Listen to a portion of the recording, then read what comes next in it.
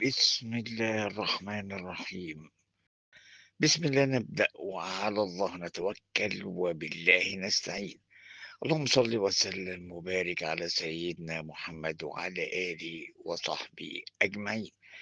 الحقيقة كانت هناك الكثير من الأسئلة تراودني ولا أجد لها تفسير.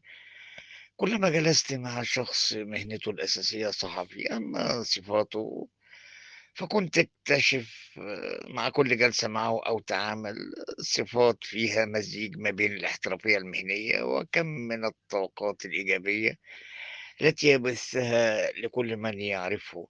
فهو دائما ينظر إلى نصف الكوب المملوء، أما فنيا فأنا أزعم أنه من القلائل في الوطن العربي الذي يمتلك رؤية وتحليل لجزئيات في المودرن فوتبول لا يعرفها إلا المتخصصين المحترفين. فكم كنت أستمتع بالحديث معه بجزئيات خططية في كرة القدم كفيلة بأن تحكم عليه أن يعرف تفاصيل دقيقة داخل الملعب لا يعرفها الكثيرون. وأما على المستوى الإنساني والاجتماعي فهو أكثر شخص رأيته يبث طاقات إيجابية لكل من حوله. فهو كريم في عطائه ولا يتوانى أبدا في مساعدة أي شخص ودائما إيجابي. وكنت أستغرب لماذا لا نستفاد من مثل هذه النماذج الإيجابية والقدرات الاحترافية. حتى علمت أخيرا أنه تم الاستعانة به في اتحاد كرة القدم المصري. فكنت أسعد الناس لأني شعرت أننا بدأنا نفكر بطريقة إيجابية. إنه صديقي العزيز الأستاذ جمال العاصي، هذا الرجل الذي أفتخر بصداقته، اختياره اختيار صادق لأهله. هذا الإنسان الذي عرفت معنى الحيادية والشجاعة في قول كلمة الحق. فهو صديق للجميع وصاحب صاحبه فعلا. من كل قلبي مبروك للاتحاد وجود هذه الشخصية المحترمة المحترفة، ومبروك للأستاذ جمال العاصي. أعطيت قيمة وثقل للمنصب. أسأل الله أن يرزقه التوفيق والسداد، والله ولي التوفيق. كابتن أيمن الرمادي. رسميا نقل مباراتي الزمالك أمام سموحة بالدوري وكايزر تشيفز الجنوب أفريقي بالكونفدرالية إلى ملعب هيئة قناة السويس بالإسماعيلية بعد الحصول على موافقة الكاف ورابطة الأندية. إصابة هشام فؤاد مدافع الزمالك الشاب بجزع في الرباط الصليبي سلامات. أنا جاي أقول لك إن صبحي أصلا بيخاف يقف ماتشات أفريقيا بره، وبيخاف من الماتشات الكبيرة وبيهرب منها، وهيعمل كده في اللي جاي برضك. لاعب غير أمين. استبعاد عواد من الزمالك عقاب للزمالك وجمهوره مش لعواد. لو كان موجود النهارده كان ممكن يشيل ضربة الجزاء ونرجع بالتعادل. الإشاعة تثبت إصابة تريزيجيه بشد من الدرجة الأولى ويغيب عن الأهلي من 14 إلى 21 يوم عاجل. رسميا أهلي طرابلس الليبي يعلن التعاقد مع بلاتي توري قادما من فريق بيراميدز. جديد نادي الزمالك أخبار ساخنة. إدارة الكرة في نادي الزمالك بقيادة جون إدوار بعد ما نجحت في نقل مباراتي سموحة وكايزر تشيفز لملعب هيئة قناة السويس، هيقدموا احتجاج رسمي كامل لتأجيل مباراة سيراميكا في الكاس وطلب لعب المباراة بحضور جماهيري. إدارة الزمالك قررت توفير أتوبيسات لنقل الجماهير لملعب هيئة قناة السويس، ورصدت مكافآت خاصة للاعبين في حالة الفوز على سموحة وكايزر تشيفز. موقف الغيابات والإصابات، جاهزين البنتايج وربيع والجزيري وعبد الله السعيد بشكل كامل لمباراة سموحة القادمة. الجزيرة أجرى جراحة في القدم بسبب عين السمك، ومشاركته من سموحة هي الأقرب حتى الآن. آدم كايد عنده إصابة خفيفة بالسمانة وهيتعمل له اختبار طبي قبل مباراة سموحة لتحديد موقفه. فتوح عمر جابر خلاص في آخر مراحل التأهيل، وصعب يكونوا موجودين في مباراة سموحة، لكنهم على الأغلب ممكن يلحقوا بمباراة كايزر تشيفز. شيكو بنزا جاهز لمباراة سموحة بعد تنفيذه العقوبة. جلسة مرتقبة بين معتمد جمال وإدارة الكورة وعواد من أجل إنهاء الخلاف تماما بعد تنفيذ اللاعب للعقوبة.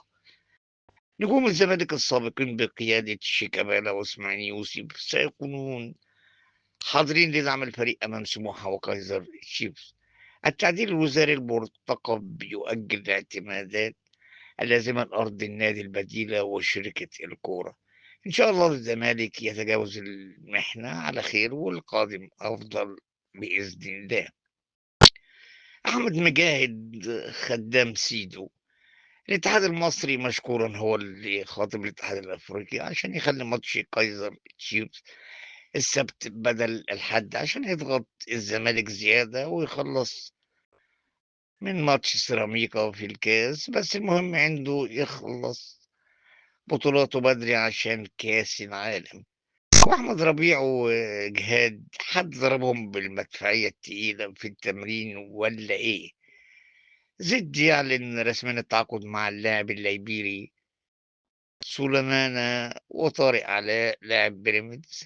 كما ذكرت من قبل ومفيش محمد شريف.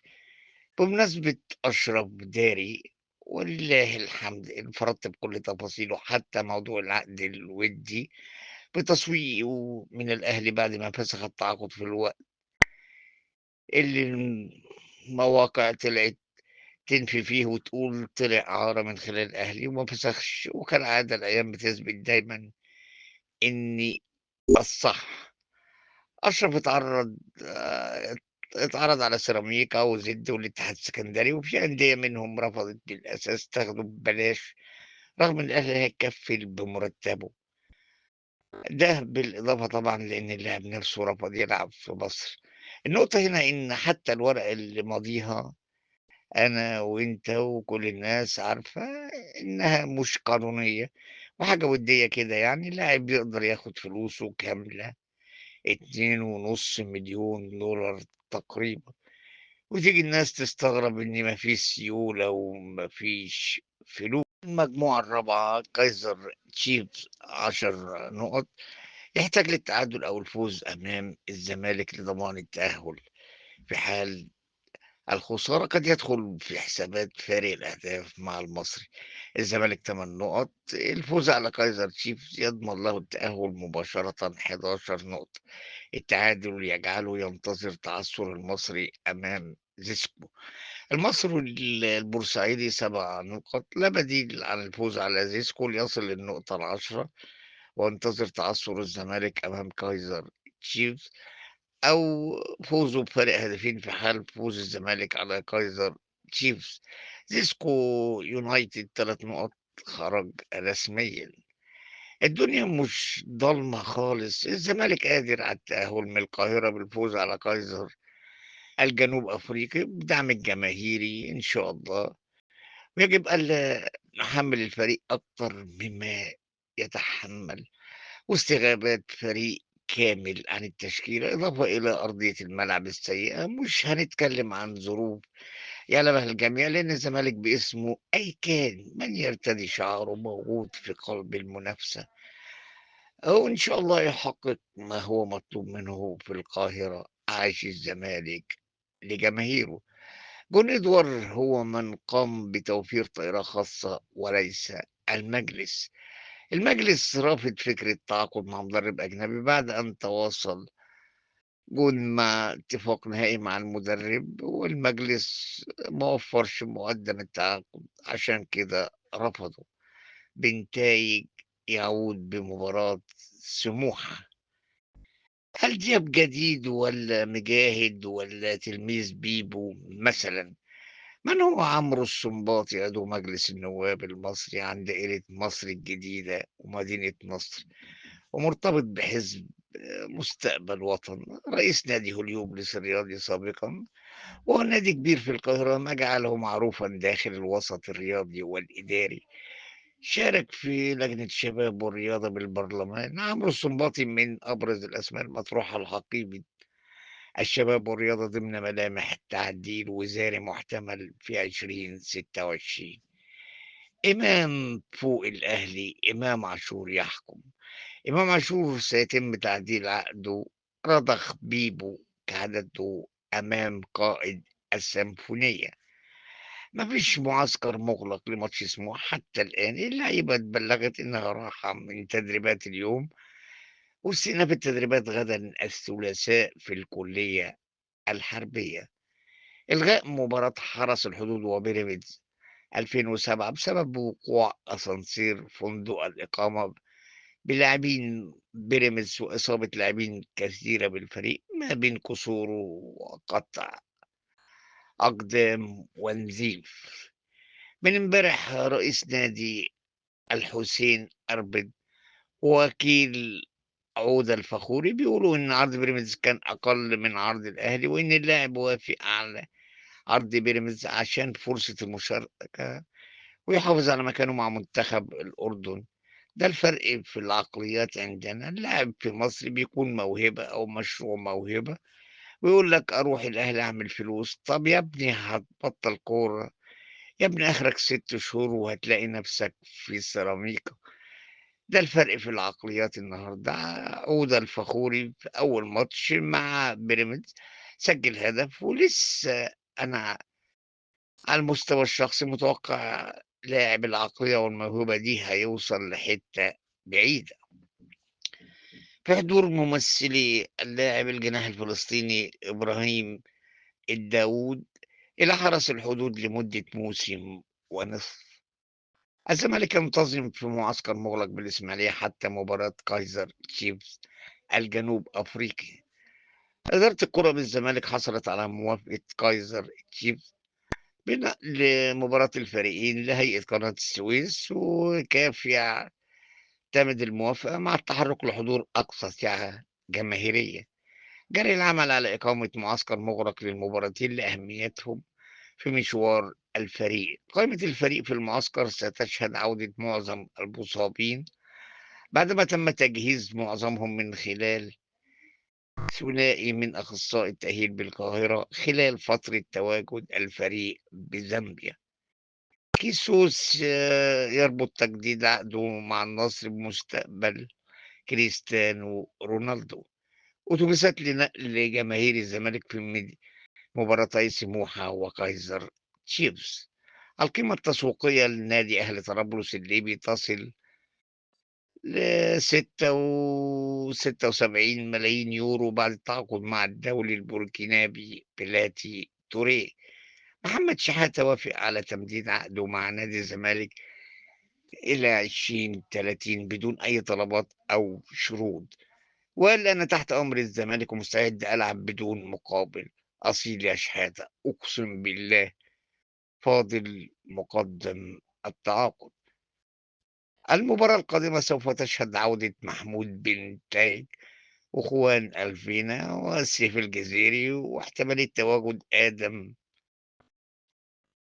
بن كايد. الزمالك لو كان مستواه 60% مع عودة اللاعبين دول هتكون 90%. مباراة النهارده مش أفضل نتيجة، لكن مع عودة الفريق الأمور هتبقى أفضل بكتير. جمهور الزمالك خلص التذاكر بتاع مباراة سموحة وإحنا لسه مغلوبين. جمهور عدى الخيال. الفنان الزملكاوي أحمد مالك من كواليس مسلسله في رمضان بتيشيرت الزمالك. طب ما أنت أفضل ممثل في رمضان السنة دي، خلاص محسومة. وجيسكو برضو في 2016 كسب الأهلي 3-2 على أرض الأول، يعود وتعادل معه في القاهرة على أرضه وسط جماهيره 2-2 عشان يرميه في المركز الثالث في المجموعة ويصعد على حسابه كثاني المجموعة بعد الوداد البيضاوي. احنا لم نخرج بعد، وإن شاء الله نتصدر المجموعة ب11 نقطة وتبيض سماء مصر. والدنيا مش ضلمة خالص. الزمالك قادر على التأهل من القاهرة بالفوز على كايزر الجنوب أفريقي بدعم الجماهير إن شاء الله. ويجب ألا نحمل الفريق أكتر مما لا يتحمل وسط غيابات فريق كامل عن التشكيلة، إضافة إلى أرضية الملعب السيئة. مش هنتكلم عن ظروف يعلمها الجميع، لأن الزمالك باسمه أي كان من يرتدي شعاره موجود في قلب المنافسة، وإن شاء الله يحقق ما هو مطلوب منه في القادم. عاش الزمالك لجماهيره. اللاعب المهري ناصر ماهر المنضم حديثا لنادي بيراميدز في دوري أبطال أفريقيا، مباراتين 4 مساهمات، هدف زائد أسيست. نهضة بركان المغربي هدف زائد أسيست. ريفرز يونايتد النيجيري محمد عبد الجليل جاليليو عبر برنامج زملكاوي على قناة الزمالك عندي رسالة الحقيقة لرابطة الأندية واتحاد الكورة، بقول لهم إيه، شكرا على حسن تعاونكم معهم. حصر لقاء الكاس وتقديم مباراة الدوري جابت النتيجة النهاردة، حقيقي يعني خلت الزمالك على المحك أمام في بطولتين ومرة تانية وتالتة. الحقيقة يعني أنا لغاية دلوقتي مش قادر أفهم ليه ألعب مباراة بين أول وتاني دوري، دول أقوى فريقين في الدوري على الورق في الجدول. الجدول ده في دور ال16 ليلة رمضان الساعة 2:30 الظهر بدون جمهور. أنا دي برضو مش مفهومة. معلمه إن الزمالك هيقدم احتجاج رسمي على الموعد ويطالب اتحاد الكرة بوجود تكافؤ الفرص في اختيار الميعاد ده. الحقيقة وأنا مش قادر أفهم فكرة إن اتحاد الكرة يخاطب الاتحاد الأفريقي عشان ميعاد مباراة الزمالك بيتقدم 24 ساعة، فبدل ما يبقى الأحد زي كل مباراة الكونفدرالية يبقى السبت. فتفضي ميعاد في النص اليوم التلات تلعب فيه مباراة الكاس الموعودة دي عشان تحشر مباراة سموحة، بدل ما تبقى الخميس تبقى الأربع. ليه كل ده يحصل مع الزمالك أصلا؟ يعني أنت هتستفيد إيه لو الزمالك خرج من أفريقيا؟ إيه وجه الاستفادة بالنسبة ليك؟ أنا مش قادر أفهمها. كل ده عشان إيه؟ ده إحنا في فبراير يعني، الصربعة دي عشان إيه؟ خاص كواليس تراجع محمد طارق على الاستقالة من مجلس إدارة الزمالك، تدخل أحمد سليمان وممدوح عباس. محمد طارق كان قد حسم قراره بتقديم استقالته من مجلس إدارة الزمالك إلى وزير الشباب والرياضة اعتراضا على عدة أمور داخل النادي. آخر أسباب الاستقالة تمثلت في اعتذاره عن الإشراف غير الرسمي عن فريق كرة السلة بجانب ملفات أخرى كان سيكشفها في بيان رسمي. تدخل ممدوح عباس وتواصل مباشرة مع محمد طارق مطالبا إياه بالتراجع عن خطوة الاستقالة. كما دخل أحمد سليمان عضو المجلس وأقنع محمد طارق بالعدول على قراره حفاظا على استقرار النادي نظرا للأحداث الجارية. في النهاية قرر محمد طارق التراجع عن الاستقالة بشكل مؤقت مع بقاء جميع الخيارات مطروحة خلال الفترة المقبلة. موسم 2021 كان واحد من أعظم مواسم الزمالك، تحقيق الثنائية دوري وكاس في ظروف أقرب للإعجاز بسبب قيد مقفول، يعني ما فيش صفقات، أزمات مالية ووضع ضبابي. الفرق حقيقي وقتها كان وجود مدرب فاهم يعني إيه إدارة أزمات، جيسفالدو فيريرا، اللي رجع الروح لقطاع الناشئين ونزل يشتغل عليه بجد، وصعد لعيبة صغيرة خدوا فرصتهم واستغلوها زي حسام عبد المجيد ويوسف أسامة نبيه سيف جعفر سيد نيمار، كلهم كانوا إضافة حقيقية للفريق.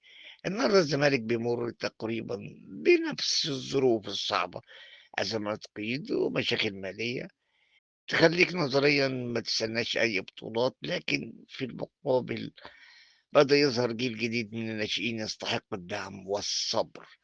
خامات مبشرة جدا، لو اشتغلنا معاها صح وبالتدريج هتكسب عناصر أساسية ببلاش من ولاد النادي. محمد إبراهيم باك يمين مميز جدا، سريع، انطلاقاته قوية، عرضياته هايلة، ودفاعيا كويس، محتاج بس صبر واستمرارية.